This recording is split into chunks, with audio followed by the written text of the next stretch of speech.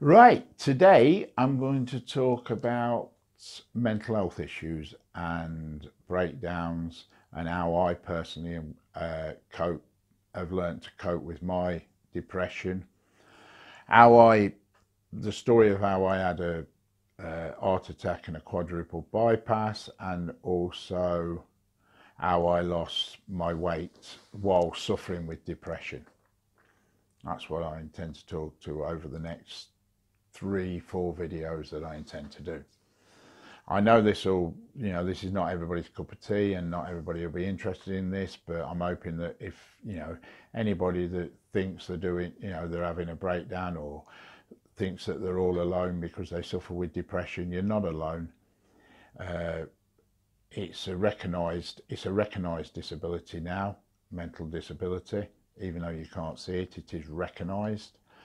And there's more and more help out there now than what there was when I first had my breakdown, which was 10 years ago now, 9 years ago now. So there is more out there. First off, I think I ought to, sort of talk about where I am now in relation to everything.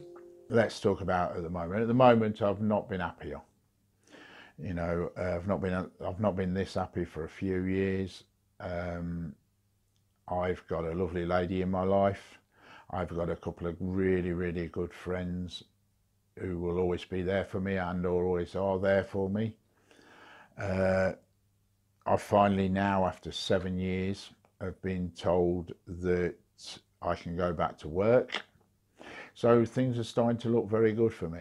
The only downside out of all of this is that I'm about to lose my best friend, a companion that's been with me through all of my breakdown since 2010, 2011.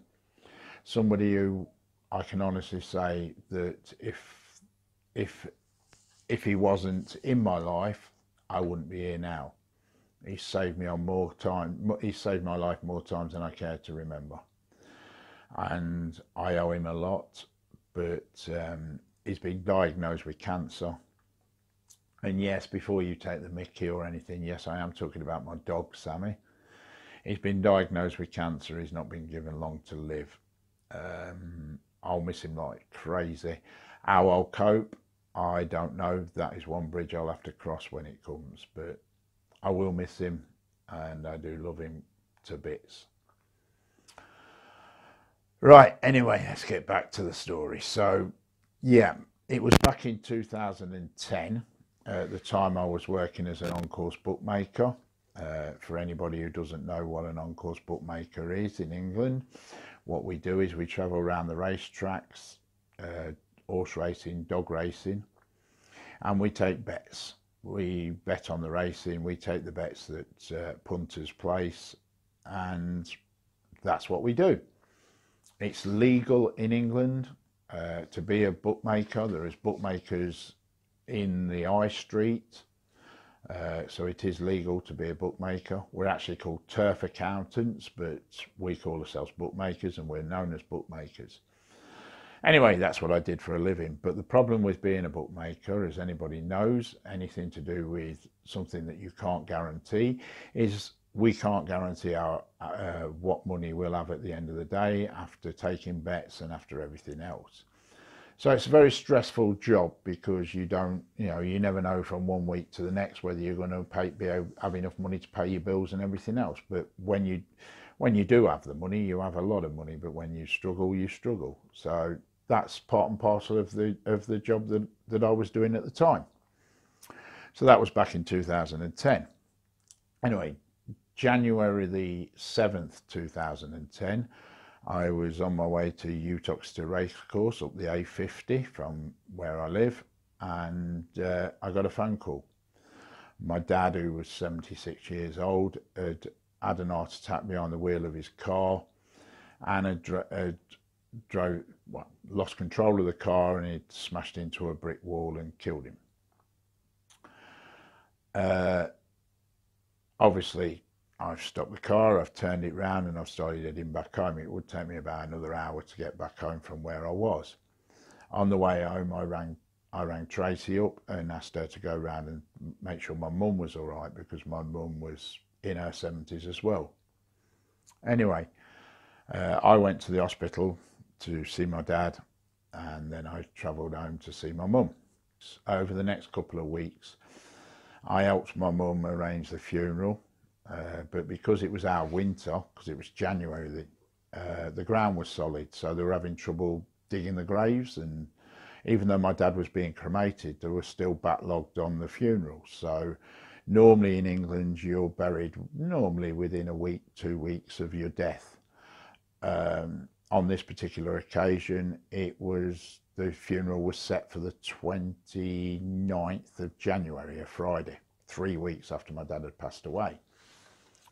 Anyway, that was that. So that was stressful in its own right, sort of making sure my mum was okay and everything else. Well, on the Saturday, the 23rd of January, the Saturday before my dad's funeral, I rang my mum up and I said to her, do you fancy going out for a meal down my local pub? And if you want, you can stay out. You know, you can stay over and sleep in the lad's bedroom. Now the lad was 18. He was out with his mates. He said he'd stay round his mate's house or his girlfriend's house, and there wouldn't be a problem. So it saves me taking my mum back home again after staying out. So that's what we arranged to do. We went out. She had a nice meal. She met a lot of people that she knew, and we came back here. When we came in, my mum said she needed a toilet. She went upstairs. When she got to the top of the stairs, she blacked out. She fell the full length of the stairs, all 11 steps, and smashed her head on the concrete at the bottom of the stairs. It gave her a brain tumour and a bleed on the brain. We called the ambulance. The ambulance came and rushed her to Queen's Medical Centre, which is in Nottingham, which is the best ed unit around our area. They operated on her on Sunday morning and put her into an induced coma. She never came out of that coma. Anyway, she never came back out of that coma.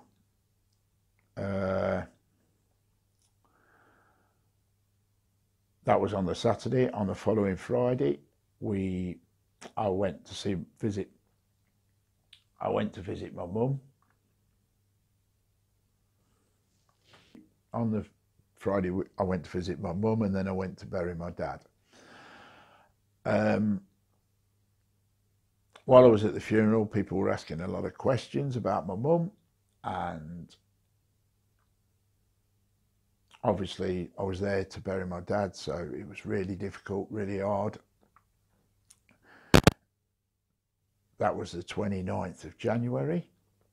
My mum finally passed away on the 11th of February. So within 5 weeks, I'd lost both parents, both my mum and my dad, both in accidents, within 5 weeks of each other. Over the next couple of months, we sorted out all of their estates, their house and everything. We sorted all that out. But over the next couple of months, I lost the will to carry on. I sort of started to slip slowly and slowly deeper and deeper into my own little world. I didn't want to work. I didn't want to get up. I'd worked all my life. Sometimes I'd done 2, 3 jobs. I was never scared of work, but I just didn't want to work. I didn't want to get out of bed. I didn't even want to be alive. I just didn't want anything. I just really started. I couldn't get up in the morning. I was snapping at Tracy.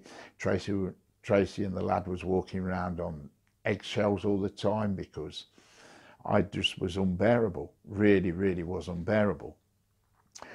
And then it all came to a head. One day I was sitting, of all places, I was sitting on the toilet, and I broke down, just completely and utterly broke down.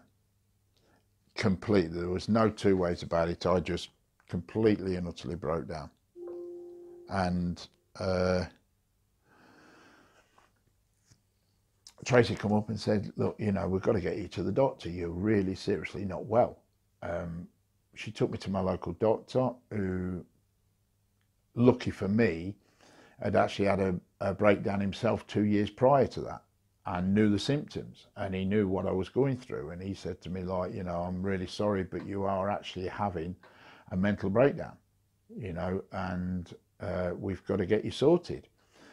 Well, he put me on the waiting list to see the CPT. He put me on a waiting list to see group therapy, to see the local psychiatrist, to see Mind. He put me on a lot of waiting lists, but they were long waiting lists.